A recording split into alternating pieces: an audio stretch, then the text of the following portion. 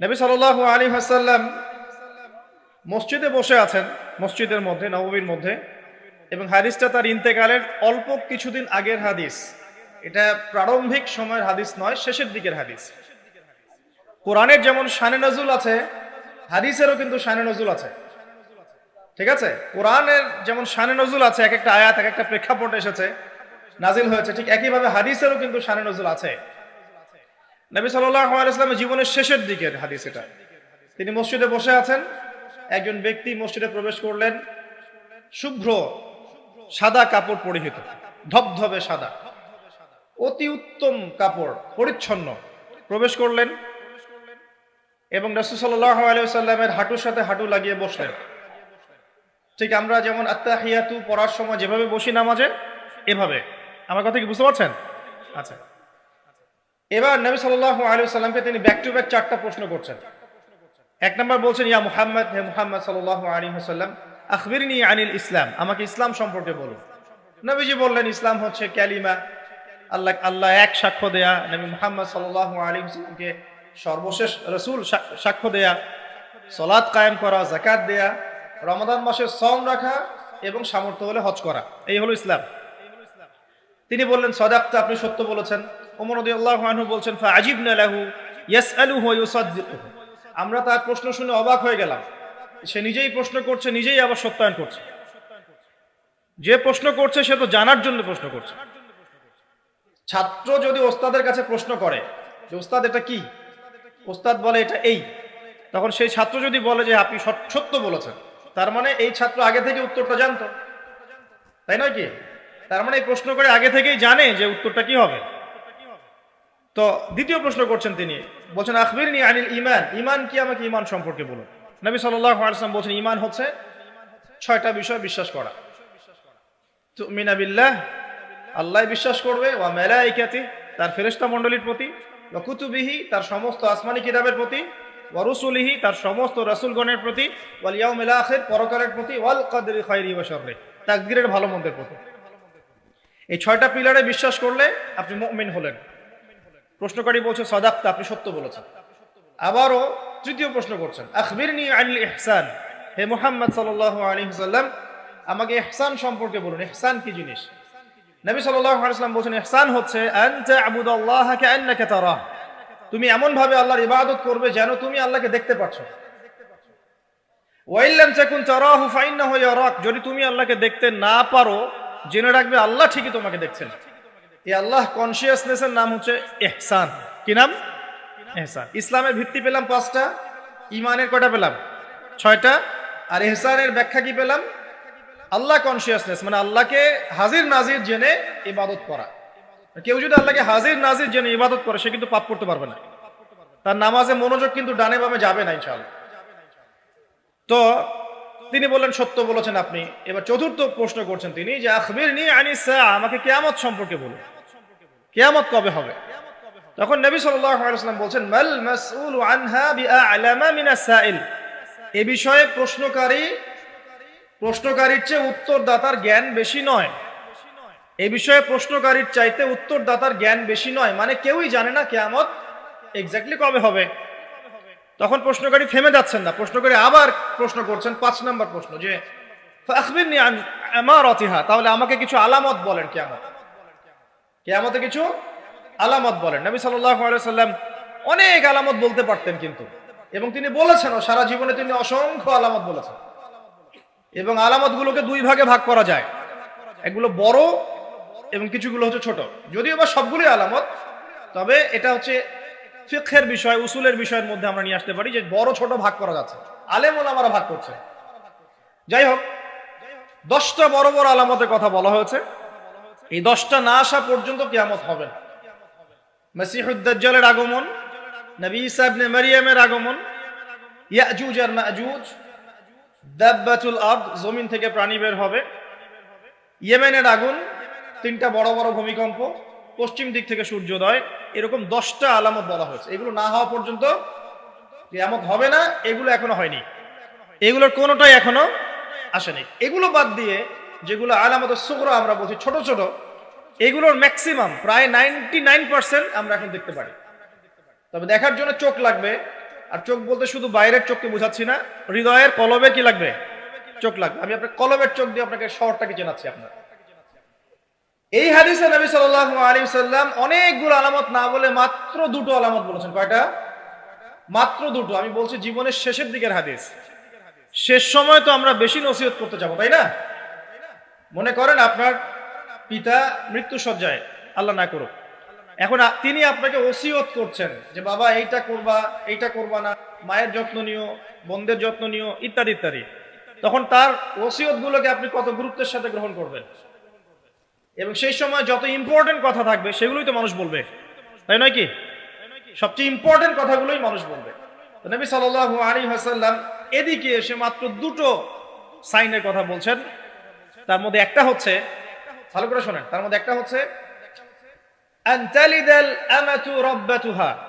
যখন তুমি দেখবে, প্রশ্নকারীকে বলছে, যখন তুমি দেখবে যে দাসী তার মনিবকে জন্ম দিচ্ছে, দাসী তার মনিবকে জন্ম দিচ্ছে, মানে দাসী কিভাবে মনিবকে জন্ম দিতে পারে? দাসী কি মনিবকে জন্ম দিতে পারে? উত্তর, এখানে তিনটা ব্যাখ্যা হতে পারে। কয়টা ব্যাখ্যা? তিনটা। এছাড়াও আরো ব্যাখ্যা হতে পারে, হয়তো আল্লাহ পাক সেটা আমাদের জেহেনে হয়তো এখনো দেন নাই, হয়তো এমন কেউ আসবে পরবর্তী জেনারেশন, তারা হয়তো আরো ব্যাখ্যা করতে পারবে। তবে তিনটা ব্যাখ্যা এখন পাওয়া যায়। এক নাম্বার, দাসী তার মনিবকে জন্ম দিবে অর্থ হচ্ছে পিতা মাতার সাথে দাস দাসীর মতো আচরণ করা হয়, এবং এটাও কিন্তু কিয়ামতের আগের একটা বড় নিদর্শন যে পিতা মাতার সাথে দাস দাসীর মতো আচরণ করা হবে, এবং যেটা এখন হচ্ছে। আমরা দেখছি পিতা মাতার অধিকার তারা পাচ্ছে না, সন্তানদের হাতে নির্যাতনের শিকার হচ্ছে, বৃদ্ধাশ্রমে থাকতে হচ্ছে। সারা জীবন যে সন্তানকে বড় করলো, আজকে সেই সন্তান তার ওই যে কাফনের টাকা পর্যন্ত দিতে যাচ্ছে না, মারা গেছে লাশটা পর্যন্ত নিতে আসে না, এমন হচ্ছে না?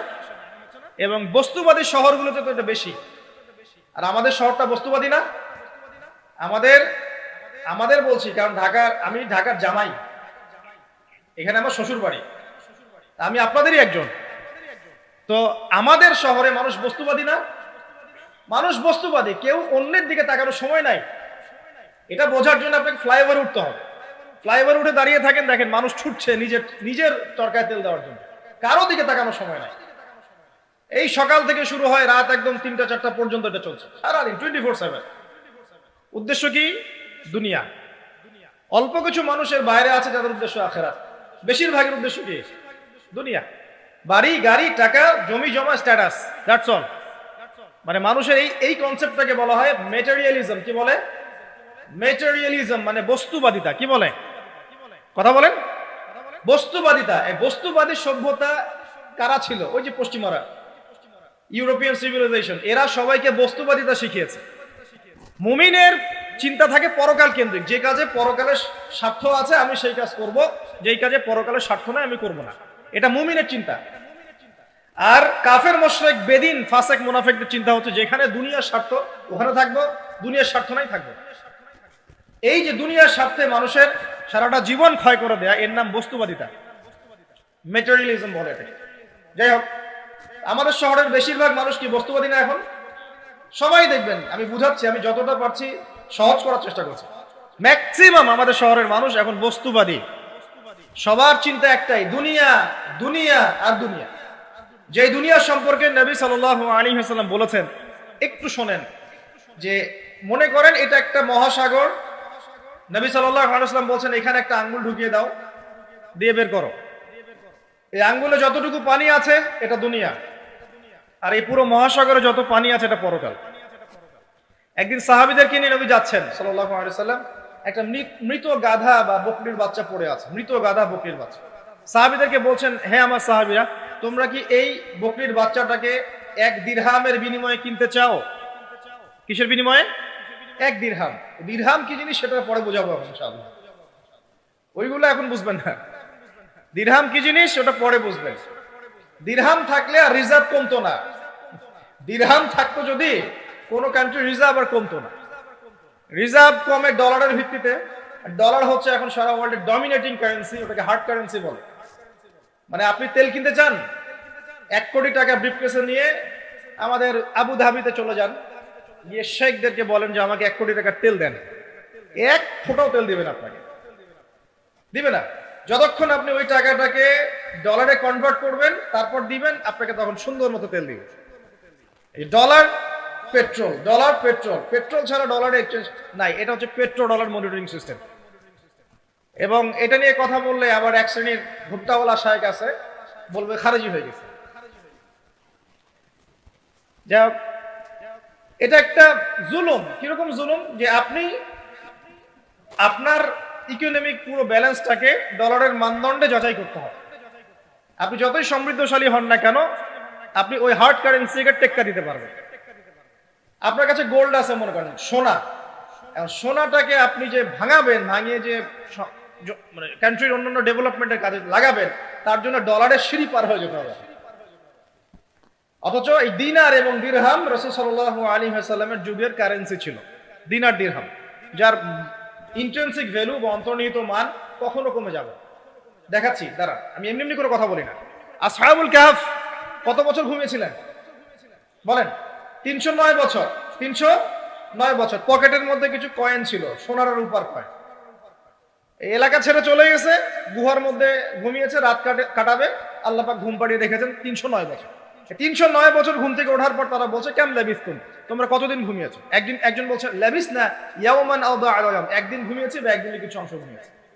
ঠিক আছে, ঘুম থেকে উঠেছে, এখন ক্ষুধার্ত আমরা, যাও এই মুদ্রাগুলো নিয়ে বাজারে যাও, বাজারে গিয়ে দেখো ফালয়ানজুর আইয়ুহা আসকা তুআমা, খেয়াল করে দেখো কোন খাবারটা উত্তম পবিত্র, ওটা নিয়ে আসো। তো 309 বছর একটা মুদ্রা নিয়ে ঘুমানোর পরেও মুদ্রার মান কমে যায়নি। ওই টাকা দিয়ে ঠিকই রুটি কেনা গেছে। কারণ আপনি আপনার কারেন্সি গুলো নিয়ে 309 বছর ঘুমানো লাগবে না, আপনি 10 বছর ঘুমান। 10 লাখ টাকা নিয়ে 10 বছর ঘুমান। 10 লাখ টাকার মান যদি 9 লাখ টাকায় না নেমে আনছে, তাহলে আমি নাম বদলাই ফেলাবো।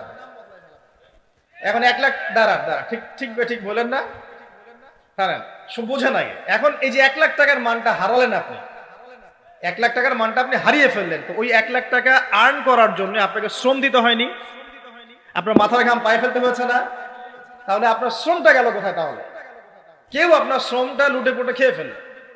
যেহেতু আপনার কারেন্সির মানটা ডলার বেসড, এই কারণে ওই মনিটরিং সিস্টেম যারা চালায়, ওরা আপনার এভাবে করে শ্রমটাকে সিজ করে ফেলে। আর আমি যদি আপনাকে আমার ফার্মে কাজ করিয়ে সারাদিন কাজ করানোর পরে আপনাকে কোনো পারিশ্রমিক না দেই, শ্রমের কোনো মূল্য না দেই, আপনি আমাকে জালেম বলবেন না? বলবেন কি না? ঠিক এই কারণে আমরা বলছি এই মনিটরিং সিস্টেমটাই জুলুম। আর নবীজি বলছে, দিনারের কথা বলছেন, দিরহামের কথা বলছেন। এটা যদি আপনার পকেটে থাকতো 309 বছর কেন, 1000 বছর পর উঠলে ওটার মান সেটাই থাকবে, কমতো না। এই হলো ইসলামিক কারেন্সি। এটা নিয়ে কথা বললে আবার এক শ্রেণীর ঘুমটাওয়ালা শায়েখ আছে, কিছু সত্য কথা ওরা হজম করতে পারে না। তখন দেখা যায় যে একটা ফতোয়া দিবে, এ খারেজি হয়ে গেছে, ফাইজলামি পাইছে। কে খারেজি একটু বলে নেই। খারেজি আকীদাটা কি আসলে? খারেজি আকীদা হচ্ছে কোন ব্যক্তি যদি অন্য কোন মুসলমানকে যদি কবিরা গুনাহ করার কারণে কাফের মনে করে। কথা বোঝেন? আপনি সুদ খেয়েছেন বা ঘুষ খেয়েছেন বা জেনা করেছেন, এগুলো কবিরা গুনাহ। এখন আমি যদি বলি যে সুদ ঘুষ জেনা করার কারণে আপনি কাফের হয়ে গেছেন, আপনাকে হত্যা করা জায়েজ, তাহলে আমি খারেজি। বুঝতে পারছেন কথা? কিন্তু আমি কি কখনো এরকম করে কথা বলেছি? এই যে মনিটরিং সিস্টেম নিয়ে কথা বললাম, এর সাথে কবিরা গুনার কি সম্পর্ক আর খাওয়ারিজমের কি সম্পর্ক? আবার কোন কোন ক্ষেত্রে দেখা যায় যে পলিটিক্যাল সমালোচনা করলে খারেজি টাইটেল দিয়ে দিন। ওই যে বললাম, আমাদের শেখদের কাছে যান মিডল ইস্টের, গিয়ে আপনি দেন, টাকা দেন, তেল দিবে না, ডলার না দিলে বলবে এই যে এন্টি মিডল ইস্ট কথা বলেছে, অতএব সে খারেজি হয়ে গেছে। আর আমি আপনাকে একটা এক্সাম্পল দিই, শোনেন, বোঝেন কথাগুলো, বোঝেন। ইয়াজিদের নাম শুনেছেন? ইয়াজিদ ভালো শাসক ছিল না খারাপ শাসক ছিল? তার আমলে হুসাইন রাদিয়াল্লাহু আনহু শাহাদাতের ঘটনা ঘটেছে, হাররার যুদ্ধ ঘটেছে, সে মদিনা আক্রমণ করেছে, মক্কাও আক্রমণ করেছিল, ম্যাসাকার করেছে। বহু সাহাবী তার এই শাসন মেনে নেয় নাই। তার মধ্যে একজন হচ্ছে আব্দুল্লাহ বিন জুবায়ের রাদিয়াল্লাহু আনহু, জুবায়ের ইবনে আওয়াম রাদিয়াল্লাহু আনহু ছেলে। তার অনুসারী অনেক সাহাবী ছিলেন। আর আমাকে বলেন, ইয়াজিদ যখন মক্কা মদিনা আক্রমণ করছিল বা তার সেনাবাহিনীরা যখন ইমাম হুসাইনকে কারবালার প্রান্তরে শাহাদত দিচ্ছে বা আক্রমণ করছে তার সপরিবারে, এখন যে সাহাবীরা তার বিরুদ্ধে একটু অবস্থান নিয়েছে, এই সবগুলো সাহাবী কি কাফের হয়ে গেছে, তাগুত হয়ে গেছে আর খারেজি হয়ে গেছিল নাকি? তারা কি ইয়েজিদের অন্যায়ের প্রতিবাদ করার কারণে খারেজি হয়ে গেছিল নাকি? তো পলিটিক্যাল সমালোচনার সাথে খাওয়ারিজমের কোনো সম্পর্ক নেই। কিন্তু এরা এটাকে একটা সুকৌশলে মুসলিম উম্মার যুবকদের মধ্য থেকে সত্য কথা বলার মানসিকতাকে কেড়ে নিয়েছে, সত্যকে উপস্থাপন করার মানসিকতাকে দমিয়ে দেওয়ার জন্য একটা খারেজি ফতোয়া শুরু করে দিয়েছে। যেখানে সেখানে যা ইচ্ছা বলবেন খারেজি ফতোয়া দিবেন। সুবহানাল্লাহ। যাই হোক, ওদিকে যাচ্ছি না, আমি মূল জায়গায় আসি। দেখুন, আমরা রাসূলের হাদিস থেকে জানছি দুনিয়ার মূল্য এতটুকু। তুমি কি এই বকরির বাচ্চাটাকে 1 দিরহামের বিনিময়ে কিনবা? সাহাবীরা বলছেন 1 দিরহাম কেন ইয়া রাসূলুল্লাহ সাল্লাল্লাহু আলাইহি ওয়াসাল্লাম, বিনা মূল্যেও যদি আপনি আমাকে এটা দেন বা আমাকে এটা দেয়া হয়, আমি এটা কিনবো না। বিনা মূল্যেও যদি আমাকে এই মৃত বা এই পচা গলা এই গাধার বাচ্চা বকরির বাচ্চাকে দেয়া হয়, আমি কিনবো না। নবী সাল্লাল্লাহু আলাইহি ওয়াসাল্লাম বলছেন এটাই হচ্ছে দুনিয়া। আল্লাহ পাকের কাছে দুনিয়ার মূল্য এই বকরির বাচ্চার চাইতেও কম। তো এখন আমরা যারা বস্তুবাদিতায় লিপ্ত আছি, দুনিয়ার এই যে ফিকির, সারাদিন দুনিয়ার ফিকির মানুষকে এমন ভাবে পেয়ে বসে না, মানুষ দুনিয়ার আলাপ ছাড়া কোনো কথাই বলতে চায় না। দেখবেন একজন আলেমের কাছে বসবেন, সে আপনাকে কোরআনের কথা বলবে, হাদিসের কথা বলবে। একজন দুনিয়াদার মানুষের পাশে বসবেন, 1 ঘন্টা বসে থাকলেও একটা কোরআনের কথা বলবেন আর হাদিসের কথা মুখ থেকে বের হবে না। আর তার মাথাটা ফাংশন হয়ে গেছে দুনিয়া দিয়ে। ঠিক আছে, সে যদি ড্রাইভার হয় সারাদিন গাড়ির পেঁচাল পারবে, গাড়ি এটা, গাড়ি ওটা এমন, গাড়ি ওটা এমন। সে যদি ইকোনমিক সেক্টরের মানুষ হয় বলবে এই যে ব্যবসা এমন, এই ব্যবসা এমন, ওই ব্যবসা এমন। সুদী মহাজন হয় বলবে এই এখানে সুদ দিলে এত হবে, এখানে দিলে এত হবে। আর পলিটিক্স যদি করে তাহলে সারাদিন পলিটিক্যাল আলাপ করে। দুনিয়ার সেক্টরে যারা পটু আর কি, দুনিয়ার ফাংশনটা মাথায় এমন ভাবে ইনস্টল করা থাকে যে এটা ছাড়া অন্য কোনো কথা তার মুখ থেকে বের হবে। নবী সাল্লাল্লাহু আলাইহি ওয়াসাল্লাম দুনিয়াকে এত তুচ্ছ করেছেন। এখন আমি আপনাকে বোঝাচ্ছিলাম যে দাসী তার মনিবকে জন্ম দিবে, এর অর্থ একটা এই যে পিতামাতার সাথে এখন দাসীর মতো আচরণ করা হবে। সেটা কি হচ্ছে না বলেন? এটা যারা পিতামাতা হয়েছেন, বার্ধক্যে চলে গেছেন, তারা খুব ভালো করে জানেন যেই সন্তানের জন্য সারাটা জীবন তারা মাথার ঘাম পায়ে ফেললেন, এই সন্তান তার খোঁজ খবর পর্যন্ত নেয় না। ব্রিটেন, অক্সফোর্ড, হার্ভার্ড থেকে পড়ে আসছে, ঢাকা বিশ্ববিদ্যালয় থেকে বড় বড় ডিগ্রি নিয়ে আসছে, তার বাবা এখন থাকে বৃদ্ধাশ্রমে। জাহাঙ্গীরনগর ইউনিভার্সিটির একজন প্রফেসর, তিনি বৃদ্ধাশ্রমে আছেন। একটা ভিডিও দেখলাম তার, তিনি বলছেন যে আমি আমার পরিবারের জন্য কি না করেছি, আজকে আমি এত বড় প্রফেসর হওয়ার পরে আমার শেষ জীবনটা এখানে কাটছে। মাঝে মাঝে এগুলো দেখলে মনে হয়, মনটা চায় যে আমরাও কিছু বৃদ্ধাশ্রম করি, যাদেরকে আল্লাহ পাক তৌফিক দিয়েছেন আপনারা করবেন। যদিও ইসলামে বৃদ্ধাশ্রমের কোনো জায়গা নাই, মায়ের পায়ের নিচেই সন্তানের বেহেশত, কিন্তু এখন পরিবেশ এত খারাপ যে কিছু কিছু বৃদ্ধাশ্রমের দরকার হয়ে পড়েছে। জাতীয় একটা দৈনিক পত্রিকা দেখলাম, তারা বলছে যে এখন বৃদ্ধাশ্রম সময়ের দাবি হয়ে গেছে, বৃদ্ধাশ্রম এখন সময়ের দাবি হয়ে গেছে। আপনাদের সামর্থ্য থাকলে আপনারা করবেন। শেষ জীবনটা যেন আমাদের এই বার্ধক্যে উপনীত হওয়া মায়েরা এবং বাবারা তারা যেন আল্লাহর ইবাদত করে কাটাতে পারে এমন একটা পরিবেশ তৈরি করে দিবে। টেনশন ফ্রি ভাবে তারা যেন 3 বেলা খায়, জিকির আজগার করে, তাসবিহ তাহলিল করে, কোরআন তেলাওয়াত করে, শেষ জীবনটা যেন ঈমান ইসলামের উপর থেকে মৃত্যুবরণ করতে পারে, এরকম একটা ব্যবস্থা করে দেন। ইনশাআল্লাহ বহুত নেকি হবে ইনশাআল্লাহ। আল্লাহ পাক আপনাকে বরকত দিবেন ইনশাআল্লাহ। এটা একটা ব্যাখ্যা হতে পারে। সেকেন্ড ব্যাখ্যা হতে পারে এই, দাসী তার মনিবকে জন্ম দিবে অর্থ হচ্ছে এই যে সমাজের ন্যায় অন্যায়, হক বাতিলের মানদণ্ড উল্টে যাবে। কারণ দাসী মনিবকে জন্ম দিতে পারে না, পারে? তার মানে একটা ব্যাখ্যা এটাও হতে পারে, সত্য মিথ্যা হয়ে যাবে, মিথ্যা সত্য হয়ে যাবে কিয়ামতের আগে আগে, হক বাতিল হয়ে যাবে, বাতিল হক হয়ে যাবে। ঠিক এটা অন্যান্য হাদিসে এসেছে। সত্যবাদীকে বলা হবে মিথ্যাবাদী, মিথ্যাবাদীকে বলা হবে পরম সত্যবাদী। যে ব্যক্তি আমানতদার তাকে বলা হবে খেয়ানতকারী, যে খেয়ানতকারী তাকে বলা হবে পরম আমানতদার। এটা হচ্ছে না এখন আমাদের এই বিজি শহরগুলোতে, এটা হচ্ছে না। আমাদের এখানে বিশ্বাসটা এতই কমে গেছে, দেখবেন কোনো মানুষ যদি সেধে কাউকে খাওয়ায়, আসেন হোটেলে বসেন খান, সন্দেহের চোখে তাকাবে যে না জানি আমাকে কি খাওয়াই দিল, আমাকে খাওয়ায় আবার কি লুটপাট করে, তাই না? দেখেন আমাদের শহর থেকে বিশ্বাসটা কমে গেছে না? একটা বন্ধন টিকে থাকে বিশ্বাসের উপরে। আমি বলি যে একটা সম্পর্ক শুধুমাত্র ভালোবাসার ভিত্তিতে টিকে থাকে না, ভালোবাসার চেয়ে বড় জিনিস হচ্ছে বিশ্বাস। আর সেই বিশ্বাস যখন উঠে যায় তখন পরিবার ভেঙে যায়, স্বামী স্ত্রীর বন্ধন ভেঙে যায়, সামাজিক কাঠামো ভেঙে যায়। আমাদের সমাজ থেকে বিশ্বাসটা উঠে গেছে, দেখবেন কেউ কাউকে বিশ্বাস করতে পারে না। হ্যাঁ, তো এই যে বস্তুবাদিতা আমাদের বিশ্বাসটাকে নষ্ট করে ফেললো। খেয়াল করে দেখেন, এই রাত্রেবেলা গাড়ি নিয়ে যাবেন, রাস্তায় যদি কেউ দাঁড়িয়ে থাকে, ভাই আমি খুব বিপদে পড়েছি একটু লিফট দেন, ভয়েই দাঁড়াবো না এখানে গাড়ি নিয়ে, না জানি আবার কোন ট্র্যাপে ফেলায়, তাই না? বিশ্বাস প্রতারণার কি যুগ! কেউ কাউকে বিশ্বাস করতে পারছে না, কেউ কাউকে বিশ্বাস করতে পারছে না। স্বামী তার স্ত্রীকে বিশ্বাস করে না। এই শহরে বহু স্বামী আছে এই শহরের, স্ত্রীকে বিশ্বাস করে না, কারণ জানে যে আমি বাইরে গেলে ফোনে অনেকগুলো বেটার সাথে লাইন মারে, স্বামী খুব ভালো করে যায়। এ কারণে দেখা যায় স্বামীও বাইরে আবার কয়েকটা একাধিক ওই যে বলবো উপস্ত্রী উপপত্নী জোগাড় করে রেখে দিচ্ছে, আছে না? মেয়ে স্ত্রী বাসায়, স্বামী যখন চলে যায় স্ত্রী অন্যের সাথে পরকিয়া করে, আবার স্বামী বাইরে গিয়ে স্ত্রীকে বাদ দিয়ে অন্য মেয়ের সাথে পরকিয়া করে।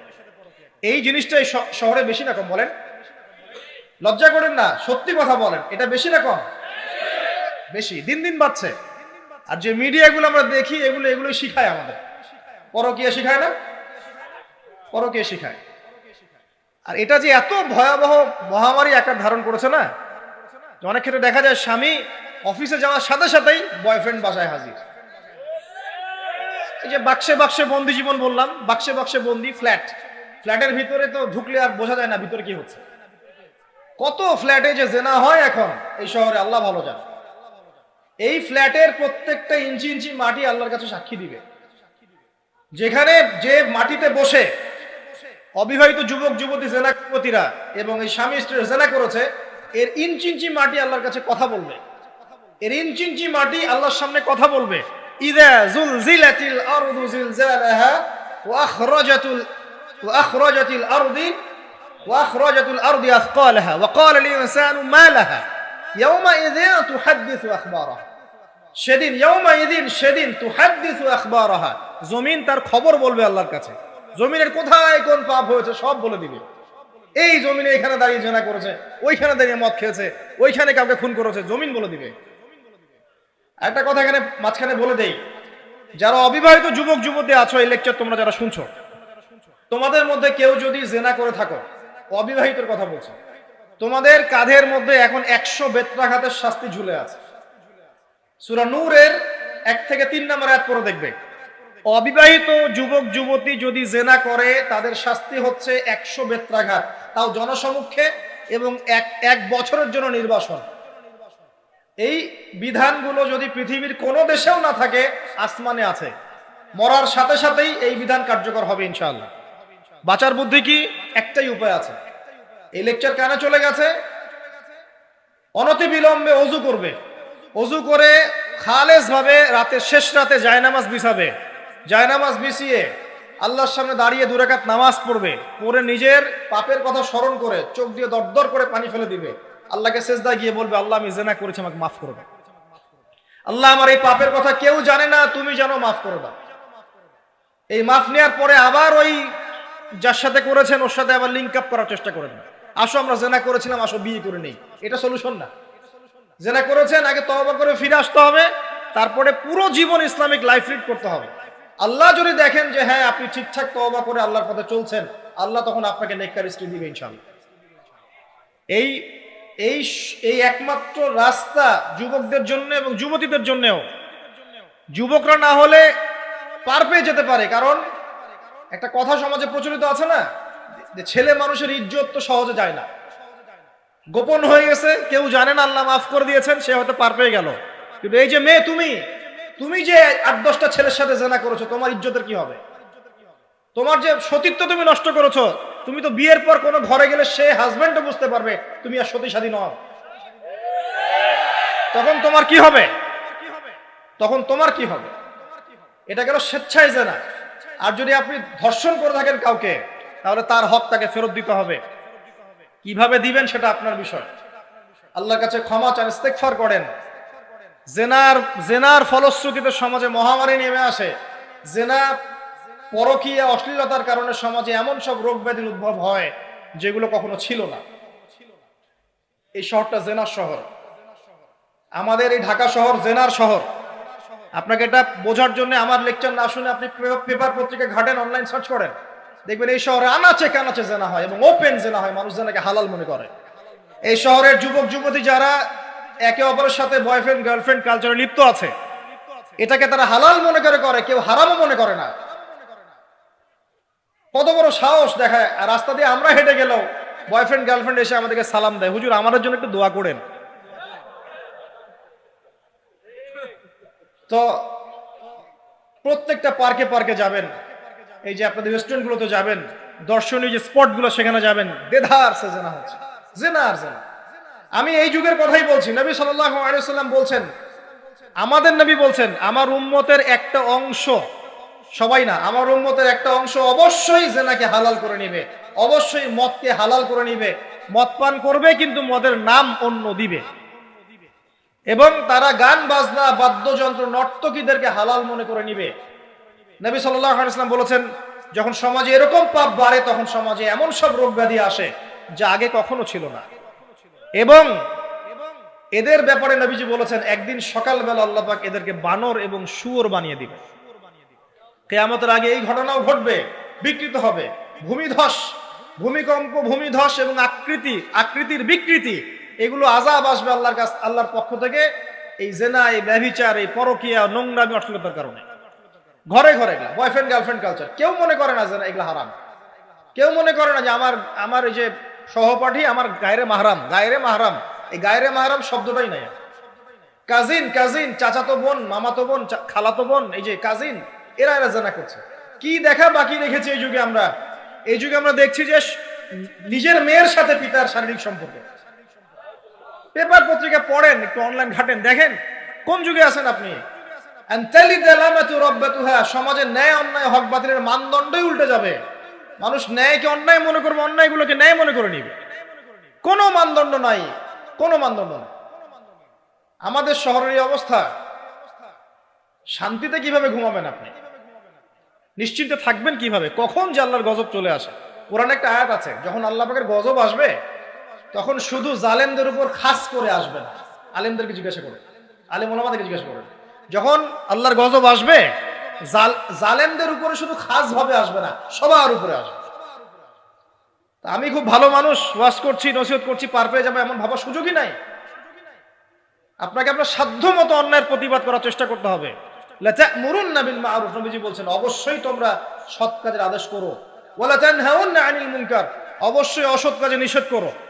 আও লা ইউশিকান্নাল্লাহু আন ইয়াবআসা আলাইকুম ইকাবাম মিন, অন্যথায় আমি আশঙ্কা করি তোমাদের উপর আল্লাহর পক্ষ থেকে বিশাল গজব আসবে। সুম্মা তাদউনাহু, এরপর তোমরা সবাই আল্লাহর কাছে দোয়া করবে, আল্লাহ গজব সরিয়ে দাও। লা ইউস্তাজাবু দুআকুম, তোমাদের দোয়া কবুল করা হবে না।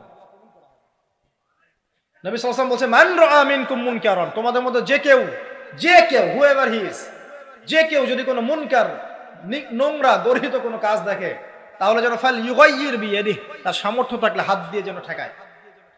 সামর্থ্য থাকলে হাত দিয়ে যেন ঠেকায়। যাদেরকে আল্লাহ পাক হাত দিয়ে ঠেকানোর ক্ষমতা দিয়েছেন তাদেরকে আল্লাহ জিজ্ঞাসাবাদ করবেন, কেন ঠেকালে না?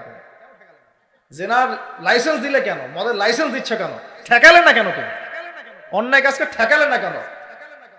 যদি তুমি না পারো, ইল্লাম ইয়াস্তাতি', যদি সে না পারে, তাহলে ফাল ইউগাইয়ির বিলিসানি, তাহলে যেন মুখ দিয়ে সেটা প্রতিবাদ করে। এই যে মুখ দিয়ে প্রতিবাদ করার ক্ষমতা আলেম ওলামার আছে, যাদের হাতের ক্ষমতা নেই, মুখের ক্ষমতা আছে। সেটাও যদি না পারো, ইল্লাম ইয়াস্তাতি', সেটাতেও যদি সে সক্ষম না হয়, ফাবিকলবিহি, তাহলে যেন অন্তর দিয়ে ঘৃণাটা পর্যন্ত করে। ওয়াবিযালিকা আদআফুল ঈমান, এটা হচ্ছে ঈমানের সবচেয়ে নিকৃষ্ট একটা অবস্থা, সর্বনিম্ন অবস্থা। এর নিচে ঈমানের কোনো অবস্থাই নাই।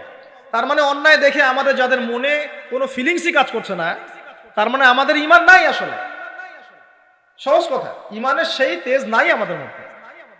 আসুন, একটা ব্যাখ্যা এটাও হতে পারে, সমাজে ন্যায় অন্যায় হক বাতিলের মানদণ্ড উল্টে যাবে।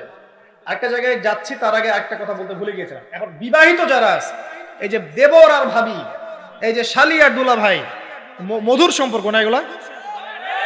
দাঁড়াও, এটা মধুর সম্পর্ক। দেখা যায় সুবহানাল্লাহ, এই যে আমার এখানে ফোন আছে না, আমাদের অফিসিয়াল পেজ আছে, অফিসিয়াল পেজে যত প্রশ্ন আসে দেখি ম্যাক্সিমাম জেনা কেন্দ্রিক, ব্যভিচার কেন্দ্রিক, পরকীয়া কেন্দ্রিক। একজন প্রশ্ন করেছে যে দুলা ভাইয়ের চরিত্র এত খারাপ ছিল, আর ওই মেয়ের বয়স তখন কম ছিল, 13 বছর বয়স। 13 বছর বয়সের মেয়ের দিকে সে চোখ দিয়েছে। যাকে বিয়ে করেছে তার সাথে তো সম্পর্ক আছেই, এটা কে? আচ্ছা, যাকে বিয়ে করেছে ওর সাথে তো সম্পর্ক আছে। তারপরে আপনার শালীর সাথে সম্পর্ক।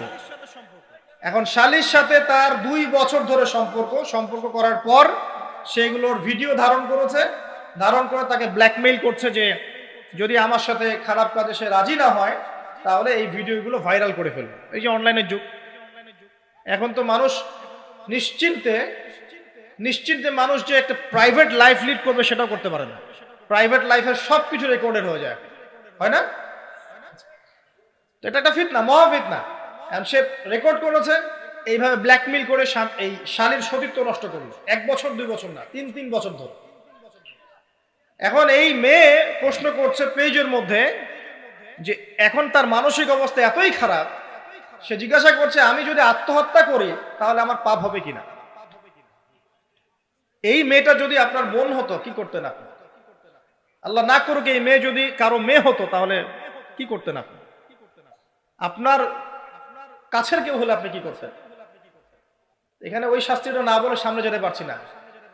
শোনেন, যারা বিবাহিত ব্যক্তি হওয়ার পরেও পরকীয়া করেছেন, বিবাহ করার পরেও পরকীয়ার পাপে লিপ্ত ছিলেন বা এখনো আছেন, জেনে হোক না জেনে হোক করেছেন, অথবা এটা জেনে করেছেন যেটা একটা খারাপ কাজ তারপরেও করেছেন, রাসূলুল্লাহ সাল্লাল্লাহু আলাইহি ওয়াসাল্লামের হাদিস এবং আল্লাহ পাকের কালাম অনুযায়ী তাদের শাস্তি হচ্ছে কোমর পর্যন্ত মাটিতে পুঁতে ফেলে পাথর নিক্ষেপ করে রজম করে হত্যা করা। ইসলামিক যদি কোনো রাষ্ট্র থাকতো বা এটা যদি হতো, বা এটা যদি ইমামুল মাহদির যুগ হতো বা ওমর রাদিয়াল্লাহু আনহুর যুগ হতো, তাহলে এই শাস্তির বাইরে আপনি চলতে পারতেন না যদি এটা প্রমাণ হতো। এই শাস্তি যদি দুনিয়াতে কার্যকর নাও হয়, আপনি যদি তওবা না করে মারা যান তাহলে কিয়ামতের মাঠে এই শাস্তি আপনি ভোগ করবেন। খুব মজা লাগছে পরকীয়া করতে। সকালে একটার সাথে, দুপুরে একটার সাথে, আজকে একজনের সাথে রাত কাটান, কালকে আরেকজনের সাথে রাত কাটান, খুব মজা পাচ্ছেন। রাত্রেবেলা মদ খান আর হোটেলে রাত কাটান, সকালবেলা আবার অফিসে যান। আমাদের শহরের এগুলা কালচার কোত্থেকে আসলো?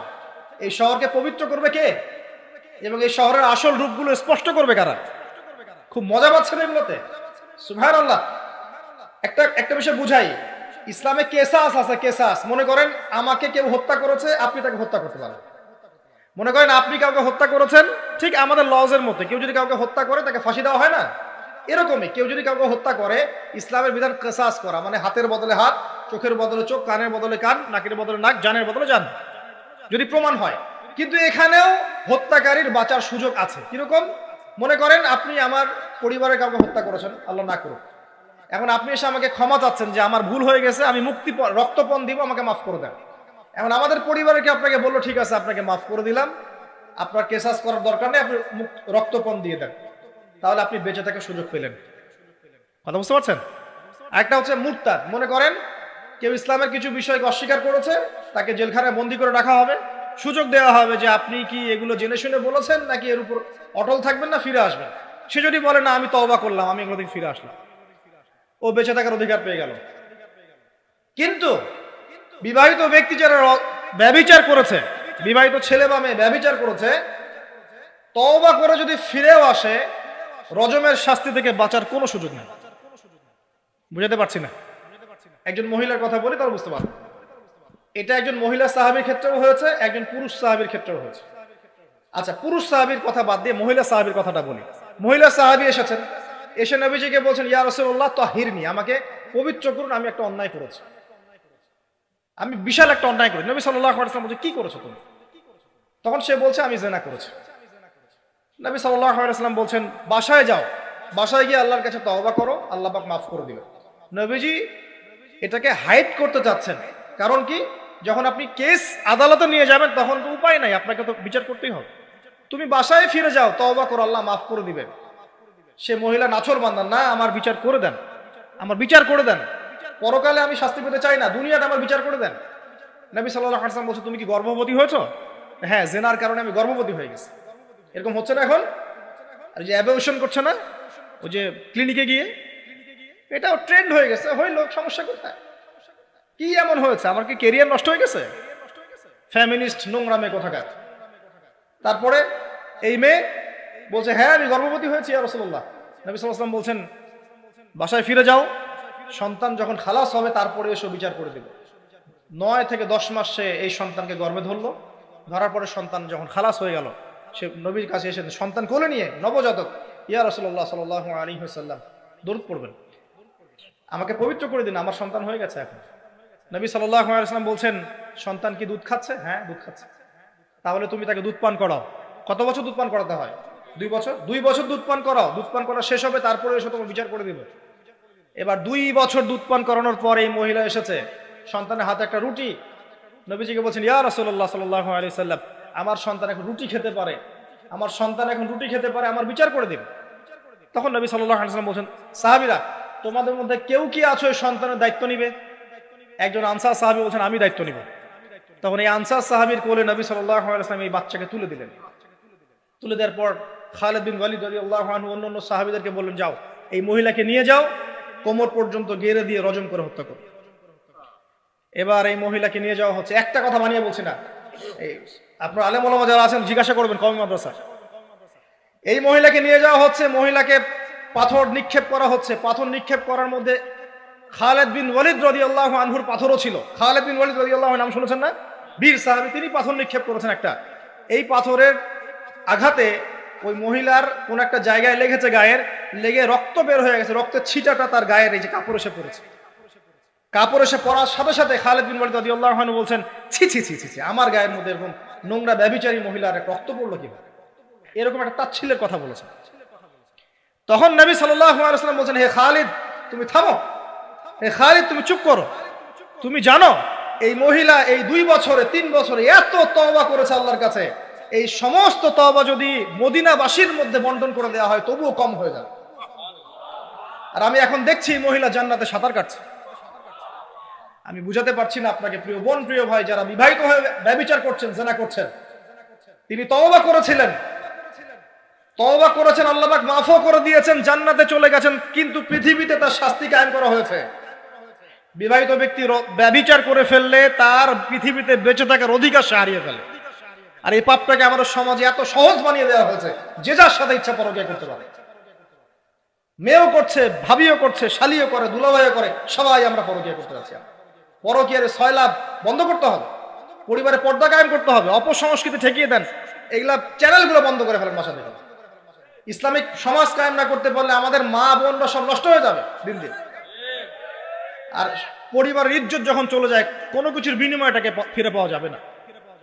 কেন পরকীয়া করতে গেছেন? আল্লাহ, আপনার যদি এতই চাহিদা থাকে আরেকটা বিয়ে করেন না কেন? বিয়ে করতে সাহস কুলায় না নাকি? বিয়ে করলে যে স্ত্রীকে নিয়ে সূর্যের আলোতে ঘুরতে হয়, ওই জন্য ইঁদুরের মতো রাতের বেলা অন্ধকারে আপনি থাকতে চান, সিংহের মতো সকালবেলা সূর্যের আলোতে স্নান করতে পারেন না। কথা বুঝতে পারেন না? বিয়ে করলে স্ত্রীকে নিয়ে পুরুষের মতো, সুপুরুষের মতো সূর্যের আলোকে আপনি হাঁটবেন রাস্তায়, কাউকে ভয় করবেন? আপনার মতো কোনো ভয় কাজ করবে না। আর এখন আপনি ইঁদুরের মতো রাতের অন্ধকারে রাত কাটান অন্য মেয়ের ঘরে গিয়ে। এই শহরের এই মহামারীগুলো বন্ধ করতে হবে। আমি এই শহরের একজন শুভাকাঙ্ক্ষী বাসিন্দা, আমি এখানকার, আমি আমার চোখ দিয়ে যা দেখছি এটা দেখার পর চুপ থাকতে পারি না। আমরা সব জায়গায় জানা দেখছি, আর মাদক দ্রব্য দেখছি, আর পরকীয়া দেখছি।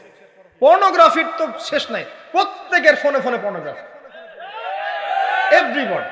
দেখবেন অনেক সময় মাদ্রাসার শিক্ষকের দ্বারা ছাত্র বালাৎকার হচ্ছে, হয়নি? সম্ভব কিভাবে? কারণ ওই শিক্ষক পর্নোগ্রাফির আসক্ত ছিল। আপনি চেক করে দেখেন, পর্নোগ্রাফিতে আসক্ত হওয়ার ফলে সে হিতাহিত জ্ঞান হারিয়ে ফেলেছে। সে বাচ্চা, ছেলে বাচ্চা না মেয়ে বাচ্চা, কিছু দেখার সময় নেই। ওই প্রবৃত্তির জানোয়ারের যে স্বভাবটা সে আর দমন করতে পারছে না। পর্নোগ্রাফি, মাদক, আর ব্যভিচার, জেনা, ফ্রি মিক্সিং অবাধে আমাদের শহরে। বস্তুবাদী তো আছেই। তো এটাকে আখিরুজ্জামানের শহর বলবো নাকি আউয়ালুজ্জামানের শহর বলবো নাকি? শুধু এই শহরের সমস্যা এটা নয়, প্রত্যেক বড় বড় শহরেই সমস্যা। ইভেন এগুলো এখন গ্রামে পর্যন্ত চলে গেছে, এগুলো গ্রামেও চলে গেছে, গ্রামে আরো বেশি আছে। দেখবেন শহরের ছেলেরা তো জিন্স আর টি শার্ট পরা মেয়েদেরকে দেখে অভ্যস্ত না, এরা না একটু কন্ট্রোল করতে পারে। আর যখন একটা গ্রামের ছেলে পর্নোগ্রাফি দেখবে, সে তো আর নিজেকে কন্ট্রোল করতে পারে না। বুঝতে পারছেন না? আমাদের শপিং মলগুলোতে গেলে আমরা দেখি টি শার্ট আর গেঞ্জি পরা মেয়ে ঘুরছে, তাই না? এটা দেখতে দেখতে অভ্যস্ত আমরা, এই জন্য আমরা কন্ট্রোল করতে পারি কিছুটা হলেও, তাই না ছেলেরা? কিন্তু গ্রামের ছেলে মেয়ে যারা, তারা কিন্তু পর্ন দেখলে আর কন্ট্রোল করতে পারে না। এবং গ্রামে ধর্ষণ দিন দিন বাড়ছে, day by day, day by day. এই সমস্যাগুলো বড় বড় প্রত্যেক বিগ সিটিজ এন্ড টাউনে এই সমস্যা, একই সমস্যা। এগুলো ছড়ালো কারা? ওই পশ্চিমাদের থেকে এই সমস্ত বিশ্বে এগুলো ছড়িয়ে গেছে।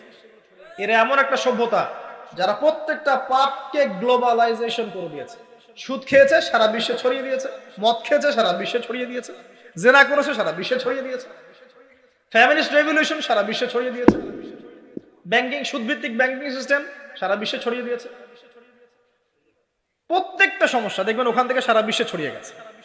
আর আমরা মনে করি ওরাই নাকি মানবতার মুক্তির পথ দেখাবে। সুবহানাল্লাহ। ওরা তো ছেলে ছেলে বিয়ে করে। যে সম্প্রদায় ছেলে ছেলে বিয়ে করে ও আমাকে ভালো মন্দ শিখাবে? ওখানে তো একটা প্রত্যেক 10 সেকেন্ডে একটা করে মেয়ে রেপ হয় আফ্রিকান কন্টিনেন্টে। জার্মানির আমি পর্নোগ্রাফির একটা লেকচার দিয়েছি, দেখবেন নীল দর্পণ, ওখানে সব ডিটেলস দিয়েছে। জার্মানি, ব্রিটেন বলেন, আমেরিকা বলেন, এই প্রত্যেকটা কান্ট্রির মধ্যে প্রত্যেক মিনিটেই একটা করে মেয়ে ধর্ষণের শিকার হচ্ছে। ওরা আমাকে শিখাবে নারীর স্বাধীনতা অধিকার? আমার কাছে কোরআন এবং সুন্নাহ আছে, রাসূল আছেন, আমার কাছে আল্লাহ আছেন। এগুলোকে বাদ দিয়ে তোমার কথা শুনতে হবে আমাকে? এরা আমাদেরকে বাঁচাবে না, বরং এরা সারা বিশ্বে ইয়াজুজ মাজুজের মতো ফিতনার ফাসাদ সৃষ্টি করে বেড়াচ্ছে। আসুন, একটা ব্যাখ্যায় অনেক কথা হয়ে গেল। আল্লাহর ওয়াস্তে যুবক যুবতী যারা আছো, লেকচার যদি কানে যাবে, আজকেই জেনা থেকে তওবা করতে হবে। জেনার ধার কাছে যাওয়া যাবে। হালাল ভাবে বিয়ে করো। যদি তোমার খুব যৌন চাহিদা থাকে, তোমার অনেক চাহিদা, তোমার অনেক সম্পত্তি আছে, ব্যালেন্স করতে পারো, একাধিক বিয়ে করো, কি সমস্যা? পরকীয়া করতে যাচ্ছেন কি জন্য? করবেন না। আর হালাল উপার্জনের সোর্স হয়ে গেছে, অবিবাহিত থাকার দরকার নাই, বিয়ে করে ফেলেন। বিয়ে আপনার জীবনটাকে সুশৃঙ্খলতা নিয়ে আসবে। আমি গার্ডিয়ানদেরকে রিকোয়েস্ট করবো যে বিয়েটাকে সহজ করে দেন, কঠিন জটিল করেন না, জেনা বাড়তে থাকবে। না হলে যে সন্তান, যে ছেলেটাকে মেয়েটাকে ছোট মনে করছেন না, ছোট নাই, সে অলরেডি 4-5 ঘাটের পানি খেয়ে আসছে। দেখবেন, আপনারা পরিসংখ্যান দেখেন, বাংলাদেশের ইয়াং ইউথ জেনারেশন যারা আছে, এদের মধ্যে ম্যাক্সিমামই বিবাহ বহির্ভূত সম্পর্ক স্বাদ পেয়ে গেছে অলরেডি। স্কুল কলেজ পাশ করেনি, এখন পর্যন্ত যৌন সম্পর্ক করে বসে আছে। আর ছোট ছোট মেয়েগুলোকে ছোট মনে হয়, বদের হাড্ডি সবগুলো। সব জায়গায় দেখবেন এরা বেশি বদের হাড্ডি। কেন বলছি জানেন? এরা ছেলেদেরকে সিডিউস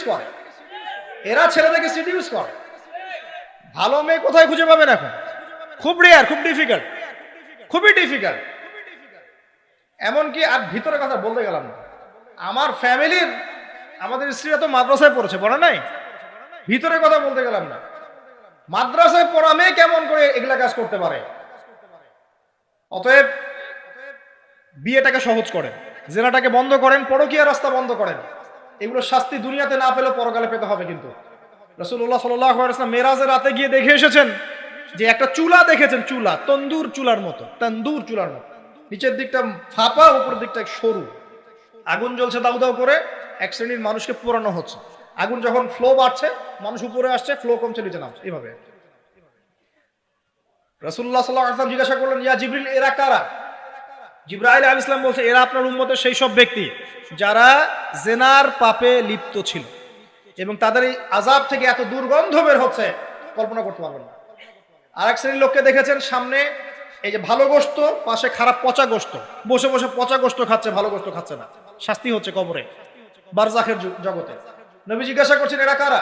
জিবরাইল আলাইহিস সালাম বলছে, এরা হচ্ছে আপনার উম্মতের সেই সব ব্যক্তি যাদের ঘরে পবিত্র স্বামী ছিল, পবিত্র স্ত্রী ছিল, তাদের সাথে সন্তুষ্ট না থেকে তারা পরকীয়া করেছে। আল্লাহ পাক আমাদের শহরটাকে হেফাজত করুন। আমি এখানে একটাই সলিউশন, ইসলামিক অনুশাসন, আদারওয়াইজ অন্য কোনো সলিউশন নাই। কতক্ষণ ভালো থাকবেন আপনি?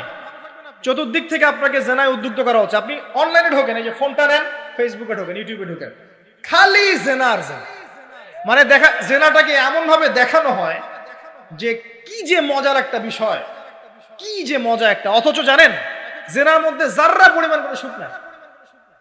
আপনি হালাল ভাবে বিয়ে করেন, আপনি যে সুখটা পাবেন, আপনি শত শত জেনা করলে সে সুখ পাবেন না। এটাকে দেখানো হয়, এই যে পর্নোগ্রাফি যা দেখায়, সবই ভুয়ার বানোয়ার। এটা টোটালি বানোয়ার জিনিস। শুটিং আছে না, শুটিং, ওই যে নায়ক নায়িকা নাচানাচি করে, শুট করে না, ঠিক সেম ভাবে এটাকে শুট করা হয়। এগুলো শুটিং, জাস্ট, আর কিছু না। তো কেন ছড়িয়ে দেওয়া হলো? কারণ মুসলিমদের ঈমান, তাদের তাকওয়া, তাদের কলবের যে নূর, এটাকে নষ্ট করার জন্য। কারণ মুসলিম যুবকরা যদি ইসলামের আলোয় উদ্ভাসিত হয়, তাদেরকে ঠেকানো এত সহজ নয়।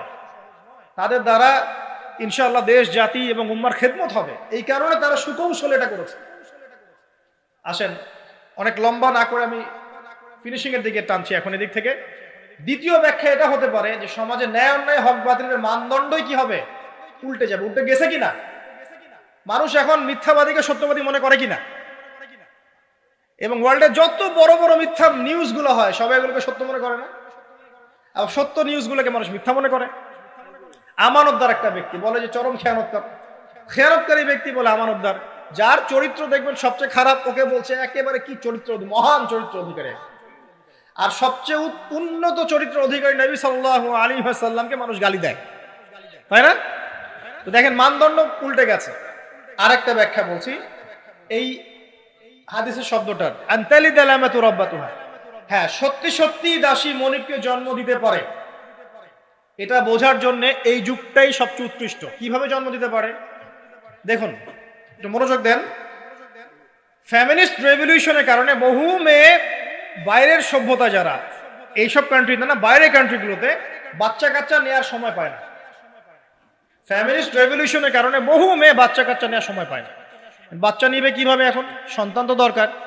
তখন কি করে, মধ্যবিত্ত নিম্ন মধ্যবিত্ত কান্ট্রিগুলো থেকে কিছু মেয়েকে হায়ার করা হয়। তাদের যে গর্ভটা, এটাকে হায়ার করা হয় যে তোমার গর্ভে আমার স্পার্ম ইনজেক্ট করা হবে এবং 9 মাস সেখানে সন্তানটা হবে, তারপর সন্তান জন্ম দিয়ে তুমি তোমার অনারিয়াম নিয়ে চলে যাবে।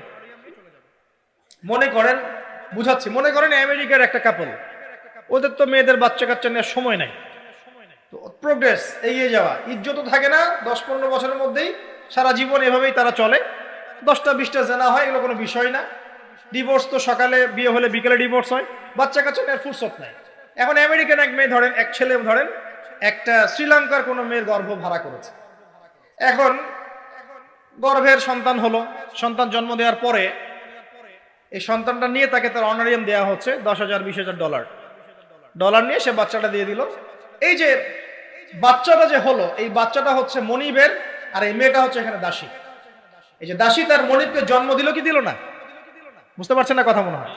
এই ব্যাখ্যাটা আজকে থেকে 30-40 বছর আগেও করা যেত না, এখন 30-40 বছরের মধ্যেই ব্যাখ্যাটা করা যায়। ইসলাম এভাবেই চির প্রাচীন, চির নতুন, চির আধুনিক। কথা বুঝতে পারছেন? অতএব এটা একটা আলামত নবীজি বলেছেন যে দাসী তার মনিবকে জন্ম দিবে। আরেকটা আলামত বলেছেন, এটা ব্যাখ্যা করে বিশেষ করছেন। দেখুন কোন হাদিসের কথা বলছি। ওই যে ব্যক্তি আসলো সাদা কাপড় পরে, 4টা প্রশ্ন করলো, তার মধ্যে শেষ প্রশ্ন হচ্ছে কিয়ামত কবে হবে? নবীজি বলছেন আমি তো জানি না, কারণ এক্স্যাক্টলি কোন ডেটা হবে আমরা কেউ জানি না। প্রশ্ন করে উত্তরদাতার জ্ঞান সমান। আলামত বলে দেন, প্রথম আলামত বললেন এটা। সেকেন্ড আলামত কি বলছেন, খুব ভালো করে শুনুন। দ্বিতীয় আলামত বলছেন ওয়ান তারাল, যখন তুমি দেখবে, ওয়ান তারাল হুফাতাল উরাতাল আলাতা রিয়াশাই ইয়াতাতাওয়ালুনা ফিল বুনিয়ান, এরকম 5টা শব্দ। যখন তুমি দেখবে সমাজের সবচেয়ে নিম্ন শ্রেণীর, বিনা কাপড়ের, বিনা জুতার, মানে কাপড় কেনার টাকা নাই, জুতা পরার টাকা নাই, নগ্ন পদের, নগ্ন দেখে, রিয়াশাই মানে হচ্ছে রাখাল শ্রেণীর মানুষ। এই শ্রেণীর মানুষরা যখন ইয়াতাতাওয়ালুনা ফিল বুনিয়ান, উঁচু উঁচু অট্টালিকা নির্মাণের প্রতিযোগিতা করবে, তখন তুমি কিয়ামতের অপেক্ষা করতে থাকো। জীবনের শেষের দিকের হাদিসে মাত্র 2টা আলামত, তার মধ্যে ওই একটা ব্যাখ্যা করলাম, আর এই যে একটা। আর আপনি বলেন বিগত 200 বছর আগের বিশ্বের দিকে তাকিয়ে দেখবেন, বড় বড় শহরগুলোতে উঁচু উঁচু বিল্ডিং নির্মাণের প্রতিযোগিতা ছিল কিনা? ছিল কিনা? এই ব্রিটিশ পিরিয়ডেও কি ছিল কিনা? পাকিস্তান পিরিয়ডেও ছিল কিনা? লাস্ট 50-100 বছর আপনি দেখবেন যে উঁচু উঁচু বিল্ডিং নির্মাণের একটা প্রতিযোগিতা চলছে, কে কার চেয়ে উঁচু করতে পারে।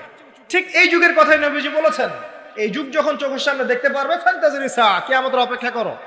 যখন আমরা উপর থেকে ল্যান্ড করি শহরে, আমরা দেখি যে ইয়াতাতাওয়ালুনা ফিল বুনিয়ান, এই উঁচু উঁচু অট্টালিকা নির্মাণের প্রতিযোগিতা চলছে, বাক্সে বাক্সে বন্দি জীবনে। তো কিভাবে সম্ভব? প্রশ্ন এখন একটা আপনার কাছে আমার, কিভাবে সম্ভব? সমাজের সবচেয়ে নিম্ন শ্রেণীর মানুষ, রাখাল শ্রেণীর মানুষ, গায়ে কাপড় নাই, স্যান্ডেল নাই, কিভাবে পড়বে সে? উত্তর দেন না, কিভাবে সম্ভব? উত্তর দুটো। এক, সুদের মধ্য দিয়ে সম্ভব। সুদের মধ্য দিয়ে সম্ভব সবচেয়ে দরিদ্র মানুষের বিল্ডিং নির্মাণের প্রতিযোগিতা সম্ভব। সেকেন্ডটা হচ্ছে অন্যের সম্পদ আত্মসাৎ এবং করাপশন, এর মধ্য দিয়ে সম্ভব এটা করা। এবং এই জিনিসগুলোও শেষ জামানার আলামত। শেষ জামানার সুদ র্যাপিডলি বাড়তে থাকবে। একটা ব্যক্তি খুঁজে পাওয়া যাবে না মনে হয় যার গায়ে সুদের ছিটাফোঁটা গিয়ে লাগবে না। এই যে আমি বসে আছি, মনে করছেন আমি সুদ খাই না, বা আপনি খাচ্ছেন না। আপনি না খেলেও, প্রত্যক্ষভাবে না খেলেও পরোক্ষভাবে ঠিকই খাচ্ছেন। না খেলেও আপনার গায়ে সুদের ছিটাফোঁটা গিয়ে লাগছেই। এমন কোন কান্ট্রি পৃথিবীতে নাই যেটা টোটালি সুদমুক্ত হতে পারবে এখন। IMF এর আন্ডারে আর ওয়ার্ল্ড ব্যাংকের আন্ডারে কোনো কান্ট্রি পারবে না। আপনি যাই নিতে যান, চড়া সুদের লোন দিতে হবে, আর এই লোন আমাদের পকেট থেকে শোধ করতে হবে। অতএব প্রত্যক্ষভাবে না খেলেও পরোক্ষভাবে আপনি খাচ্ছেন। অবিশ্বাস প্রতারণার এই যুগ থেকে বের হতে হবে, ব্যভিচারের যুগ থেকে বের হতে হবে। আমাদের পারিবারিক মূল্যবোধগুলো ঠিক করতে হবে। সবাইকে কোরআন সুন্নাহর জ্ঞানে জ্ঞানী হওয়ার চেষ্টা করতে হবে। বস্তুবাদিতা, দুনিয়ার মোহ থেকে আগে বের হতে হবে। দুনিয়ার মোহ থেকে বের হতে হবে। দুনিয়ার মোহটা থেকে বের হলেই সব ঠিক হয়ে যাবে ইনশাআল্লাহ। কবর, পরকাল, আখেরাত, এগুলো চিন্তা ফিকির সবসময় থাকলেই বের হতে পারবেন ইনশাআল্লাহ। শিয়ানা ধার্মিক হওয়ার দরকার নাই। ধর্ম খুব ভালো বুঝি, দুনিয়াটা আগে বুঝি, ধর্ম পরে বুঝি, প্রয়োজন নাই। এটা শিয়ানা ধার্মিক। আগে দুনিয়ার স্বার্থ ঠিক বুঝবে, তারপর পরকাল। নো, আগে পরকাল বুঝবো, তারপর দুনিয়া। যে কাজে পরকালীন স্বার্থ নাই, আমি নাই। যে কাজে পরকালীন স্বার্থ আছে, আমরা আছি ইনশাআল্লাহ। প্রত্যেক মুসলিম যুবক যুবতী, তরুণ তরুণী এবং আমাদের শ্রদ্ধেয় বড়রা যারা আছেন, সকলের প্রতি একটা আমার প্রাণ ভরা একটা নসিহত, যে আমাদের সবাইকে আগে জ্ঞান অর্জন করতে হবে, চর্চা বাড়াতে হবে, পাশাপাশি আধ্যাত্মিকত্ব অর্জন করতে হবে। ইহসান দরকার, ইমানের আলো দরকার, ইসলামের পরিপূর্ণতা দরকার, আংশিক না, পরিপূর্ণ ইসলাম দরকার। উদখুলু ফিস সিলমি কাফা, পরিপূর্ণ রূপে। নৈতিকতার অবক্ষয় হয়েছে, এটাকে ঠিক করতে হবে। আমাদের যুবক সমাজকে মাদকের মহামারী থেকে বের করতে হবে। ওদের জন্য রিজিকের সোর্স গুলো বাড়াতে হবে। উদ্যোক্তা হয়ে যান, পড়াশোনা করে উদ্যোক্তা হয়ে যান, ব্যবসা করেন, ব্যবসায় অগ্রগামী হন, প্রয়োজনে কৃষিভিত্তিক অর্থনীতিতে যান, উদ্যোক্তা হয়ে যান। উপার্জনের সোর্স হয়ে গেছে, বিয়ে করে ফেলেন, পারিবারিক আদর্শ ঠিক করেন। পরিবারে চাল ডাল নাই, পরিবারে পর্দা যেন থাকে। পরিবারে চাল ডাল নাই, পরিবারে পর্দা থাকতে হবে। পরিবারে খাবারের সংকট আছে, থাক, পরিবারে নামাজ থাকতে হবে, তালিম থাকবে, কোরআন থাকবে, সন্তানদেরকে ইসলামিক ভাবে প্রতিপালন করতে হবে। শেষ জামানার আলামতগুলো যখন দেখা যাচ্ছে, এখন আর আয়েশ করে বসে থাকার কোনো সুযোগ নাই। সর্বপ্রথম নসিহত, পড়াশোনা করুন, বস্তুবাদিতা থেকে বেরিয়ে আসুন, ম্যাটেরিয়ালিজম থেকে বেরিয়ে আসুন, পরকালের বান্দা হয়ে যান। পরকাল ঠিক আছে, তারপর দুনিয়া ঠিক করে। অল্পতে সন্তুষ্ট থাকার চেষ্টা করেন। এত বেশি প্রয়োজন নয় আমাদের। দুনিয়ার জীবনে এসেছি একটা পানির মতো, হাতের মধ্যে লেগে থাকা পানি, আর পরকালটা পুরো মহাসমুদ্র। মৃত গাধার মতো দাম নাই আল্লাহর কাছে দুনিয়ার। অতএব এত বেশি ফোকাস করার দরকার নেই। যতটুকুতে আমাদের হয়ে যায় ব্যাস, সন্তুষ্ট থাকে। মা বোনদেরকে পর্দা রাখার চেষ্টা করেন। আপনার মেয়ের দিকে খেয়াল রাখেন, মেয়ের দিকে খেয়াল রাখেন। 8 বছর 9 বছর মেয়ে হয়ে গেছে, ওর দিকেও খেয়াল রাখতে হবে আপনাকে। প্রচুর বাচ্চাদের উপরে অ্যাবিউজিং বেড়েছে, বাচ্চাদের উপরে অ্যাবিউজিং প্রচুর বেড়ে গেছে। ছোট ছোট বাচ্চাদেরকে রেপ করা হচ্ছে এখন। বাসায় পর্দা খুব স্ট্রিক্টলি মেনটেন করতে হবে। এই বয়ফ্রেন্ড গার্লফ্রেন্ড কালচার বাদ দেন। এই জেনার নামে বয়ফ্রেন্ড গার্লফ্রেন্ড কালচার বন্ধ করেন, ফ্রি মিক্সিং বন্ধ করেন। আপনার মেয়েকে পড়াতে চান, আপনি মেয়েদের স্কুলে দেন, মেয়েদের কলেজে দেন, মেয়েদের মাদ্রাসায় দেন। ফ্রি মিক্সিং আছে ওখানে দিয়েন। আপনি চাকরি করতে যাচ্ছেন মেয়ে হয়ে, যেখানে মেয়েরা চাকরি করে সেখানে করেন। ছেলেদের সাথে ফ্রি মিক্সিং এ যায় না। যদি ইজ্জতের মূল্য থেকে থাকে তাহলে এগুলো করেন। আর না হলে ওই যে একটা স্বনামধন্য কলেজের নাম দেখলেন কয়েকদিন আগে, একটা সার্টিফিকেট অর্জন করার জন্য যদি আপনাকে অন্যের বিছানায় রাত কাটাতে হয়, ওই সার্টিফিকেটের মুখে থুতু দিই আমরা। কোনো প্রয়োজন আছে? ইজ্জত বিক্রি করে সার্টিফিকেট অর্জন করতে হবে? আর তোমরা একটা চাকরি পাওয়ার জন্য অন্যায়ভাবে অন্যদেরকে হল থেকে বহিষ্কার করছো, পিটাচ্ছ, হকি স্টিক দিয়ে মারছো, এর ফল কি তোমাকে পরকালে ভোগ করতে হবে না? একটা চাকরির জন্য তুমি তোমার গায়রতকে বিসর্জন দিয়ে দিলা, অনেস্টিকে বিসর্জন দিয়ে দিলা। রিজিকের মালিক কে? অতএব আল্লাহ রিজিক দিবে তোমাকে। অন্যায়ের সাথে আপোষ করে চাকরি পেতে যাও না। অন্যায় কাজ করে, অন্যায়ের পথে থেকে, অন্যায়ের পথে যারা আছে ওদেরকে সন্তুষ্ট করে চাকরির আশা করো না। ওই চাকরিতেও কোনো বরকত থাকবে না। নিজের যোগ্যতায় নিজের পরিচয় সৃষ্টি কর, নিজের পরিচয় নিজের যোগ্যতায় সৃষ্টি করো। ইনশাআল্লাহ আল্লাহ পাক তোমাকে বেহিসাব রিজিক দিবে ইনশাআল্লাহ। প্রিয় মুসলিম ভাই ও বোনেরা, আমরা এমন একটা যুগে বাস করছি, এই যুগটা আগের মতো নয়। পরিবারে ফিতনা দেখবেন, সমাজে ফিতনা দেখবেন, ধর্মে ফিতনা দেখবেন, সব জায়গায় ফিতনা দেখবেন। আপনাকে যে ফিতনাগুলো রিকগনাইজ করতে হবে, চিনতে হবে। চেনার জন্য জ্ঞান লাগবে, আল্লাহর নূর লাগবে, আমল বাড়াতে হবে, বেশি বেশি সুন্নাহ লাগবে, নবী সাল্লাল্লাহু আলাইহি ওয়াসাল্লামের সুন্নাহর উপর থাকতে হবে, পারিবারিক আদর্শ ঠিক করতে হবে, দাওয়াতের কাজ করতে হবে, আমর বিল মারুফ নাহি আনিল মুনকারের কাজ করতে হবে। এরপর ইনশাআল্লাহ দেখবেন আস্তে আস্তে মুসলিমদের কমিউনিটির মধ্যে এই যত সমস্যা আছে ইনশাআল্লাহ কেটে যাবে। আমরা জানি এই সমস্যাগুলো সাময়িক, পৃথিবী যেহেতু সাময়িক, পৃথিবীর সবকিছুই সাময়িক, পৃথিবী যেহেতু একটা সাময়িক জায়গা, এখানকার সবকিছু সাময়িক। এখন যা চলছে পুরো বিশ্বে, এই অন্যায়, জুলুম, পাপাচার, বেহায়াপন, অশ্লীলতা কিছুই থাকবে না ইনশাআল্লাহ। আস্তে আস্তে মুসলিমরা এগিয়ে যাবে, নৈতিকতার উন্নয়ন হবে, মুসলিমদের জ্ঞান বাড়বে, ঐক্য হবে ইনশাআল্লাহ। অচিরেই দেখবেন হক আর বাতিলের মাঝে বিশাল যুদ্ধ হবে, এটা বলে দিলাম। হক আর বাতিলের মধ্যে বিশাল রক্তক্ষয়ী সংঘর্ষ হবে, এবং সেখানে একজন ইহুদিও যদি পাথরের পিছনে লুকিয়ে থাকে, পাথর কথা বলবে, ইয়া মুসলিম, হে মুসলিম, ইন্না ওরা আল ইয়াহু তাআল ফাকতুলহু, আমার পিছনে একজন ইহুদি আছে, আসো হত্যা করো। সব ইহুদি না, আবার যারা পশ্চিমা দেশে আতাত করে পুরো বিশ্বে ফিতনা ফাসাদ সৃষ্টি করছে, এদের কথা বলা হচ্ছে। কারণ জিউসদের মধ্যে ভালো মানুষও আছে যারা ইসলাম চেনে এবং ইসলামের পক্ষেই কথা বলে, এমনও মানুষ আছে, সবার কথা বলা হচ্ছে না। তো এরপরে ইনশাআল্লাহ তাআলা আল্লাহ রাব্বুল আলামিন ইমামুল মাহদি আর ঈসা ইবনে মারইয়ামের হাতে পুরো বিশ্বে শান্তি কায়েম করবেন ইনশাআল্লাহ। ওই সময় সামনে আছে। আমাদের প্রিপারেশন কি? আমাদের প্রিপারেশন হচ্ছে প্রথমত জ্ঞানের, আমলের, পারিবারিকভাবে, নৈতিকভাবে, এবং মুসলিম উম্মার ঐক্যের ক্ষেত্রে দাওয়াতের মেহনতে। ইনশাআল্লাহ এগুলো বাড়তে থাকবে। আল্লাহ রাব্বুল আলামিন যাদেরকে কবুল করবেন সেই সময়ের জন্য, তারা ইনশাআল্লাহ ওই বিজয় দেখে যাবে ইনশাআল্লাহ। আমরা দেখে যাই বা না যাই, আমরা জানি এগুলো হবে। আল্লাহ পাক আমাদের সবাইকে ইসলামের জন্য কবুল করে নিন।